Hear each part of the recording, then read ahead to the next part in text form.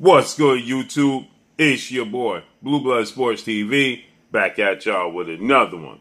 So, 3-division undefeated world champion, former junior welterweight undisputed world champion, who currently is the WBO welterweight world champion and widely considered by many to be #1 best pound-for-pound fighters in the world.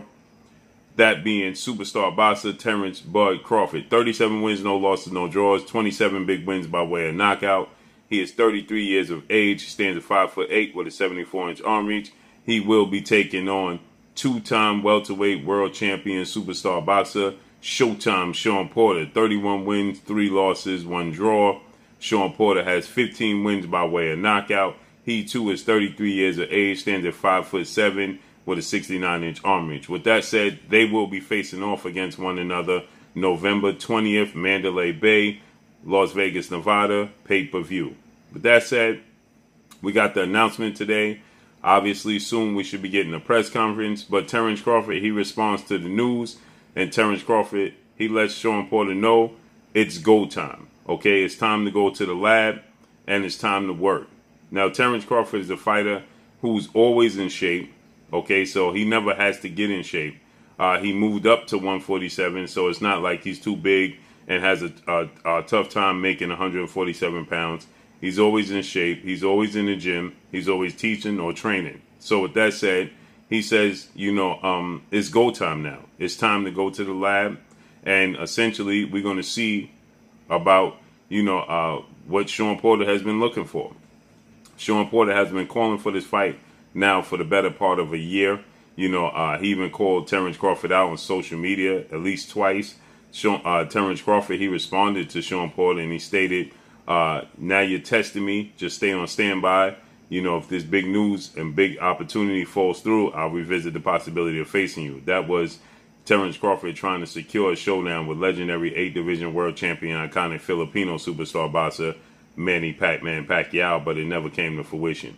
So with that said, this is going to be the biggest fight in Terence Crawford's career. This is a chance for Terence Crawford to legitimize being considered top 3 or #1 best pound-for-pound fighters in the world. Now, Terence Crawford, a lot of people have been down on Terence Crawford's resume, including Terence Crawford himself. He did a special with Andre Ward, retired Olympic gold medalist, Hall of Famer, retired undefeated turned colorful analyst, and a close friend of Terence Crawford, Andre S.O.G. Ward. They did a special, Relentless, on ESPN, and Terence Crawford, he admitted that high-profile, high-lucrative legacy fight has been avoiding him. Now, he's been in big fights. He fought against Julius Indongo at junior welterweight for undisputed. He stopped Julius Indongo. He stopped his last 6 opponents. He's a 3-division world champion. He went to the UK, defeated Ricky Burns for his first world title. He came back. He fought guys like 3-division world champion, Olympic gold medalist Yuriorkis Gamboa. He fought Victor Postol and Victor Postol in unification bout. Victor Postol was considered the boogeyman junior welterweight. Nobody wanted to fight him. He fought British Prescott on short notice and defeated him, when everybody advised him not to take that fight on short notice, and he moved up in weight to do so as well. So Terence Crawford has been in tough. It's just not the biggest names that are notable to the boxing fans and the casual boxing fans. Okay, hardcore boxing fans know who Hank Lundy is. Okay, hardcore boxing fans know who Victor Postol is. Okay, Deary Jean, these guys. Those are tough. Terence Crawford was in tough with guys like that. British Prescott on short notice. Okay, British Prescott made a name for himself knocking out Amir Khan. So he's been in tough, just not the names, the biggest on the highest level. And here is his first opportunity on the biggest stage, okay, on the pay-per-view event. This will be Terence Crawford's 3rd pay-per-view go at it, okay? He had his first pay-per-view with Victor Postol. It reportedly did 60,000 pay-per-view buys. That's not a big number. And he did a second pay-per-view with Amir Khan. It did a reported 150,000 pay-per-view buys. So combined, he did 2 pay-per-views for 210,000 pay-per-view buys. Now, this is going to be his 3rd pay-per-view, but this is the biggest fight and the biggest name and the biggest opportunity in his career. Okay, now, I know one would say, well, he fought for undisputed, right? But Julius Indongo is relatively unknown. He's not a big-name commodity. So with that said, and Terence Crawford, he's admitted these fights have been eluding him, okay? Shawn Porter, he called out Terence Crawford numerous times. He stated at one point in time that they had a very close friendship and that, they didn't truly foresee themselves ever getting in the ring and fighting one another. But Shawn Porter, he stated that after a while, the fans calling for this fight and saying how great it would be, Shawn Porter said he started to, it started to materialize in his brain. And now he wants to make it come to fruition.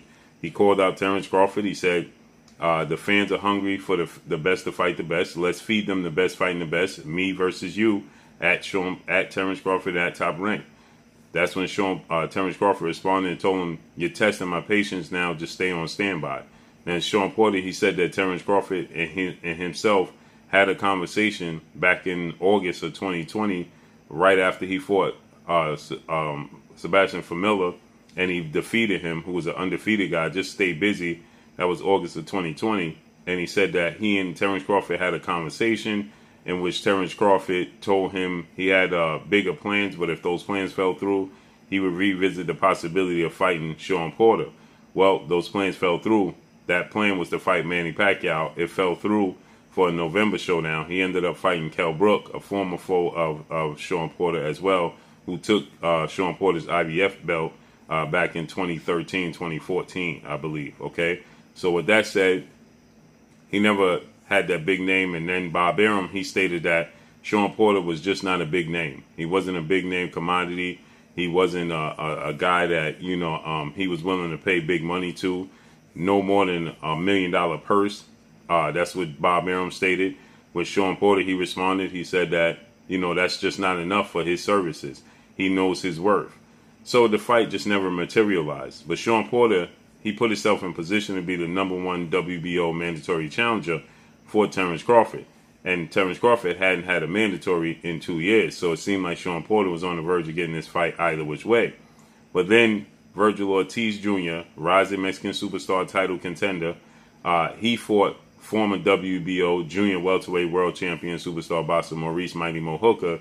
In Maurice Hooker's first fight at welterweight, he defeated Maurice Hooker, and the WBO, they decided to place Virgil Ortiz as #1. Well, now it makes sense. They moved Shawn Porter back to #2 because they already had plans to place Shawn Porter as the mandatory challenger for Terence Crawford. So they ordered this fight, and they gave Terence Crawford and Shawn Porter 30 days to negotiate a fight. So, or it was going to go to a purse bid. The purse bid was September 2nd was the deadline. Then it was reported that both teams asked for an extension, which the WBO granted them both an extension. They gave them until today, which is September 14th.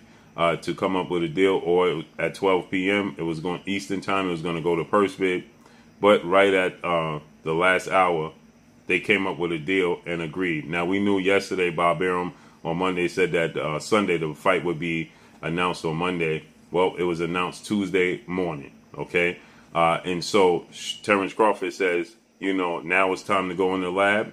Now here goes his big opportunity. It's go time.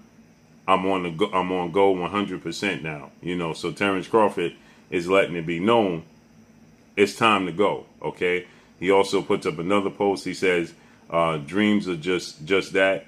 It's just you sleeping, right? So you got to wake up and actually have it materialize. This is a big fight that Terence Crawford is wanting in his career. He has an opportunity to make a statement.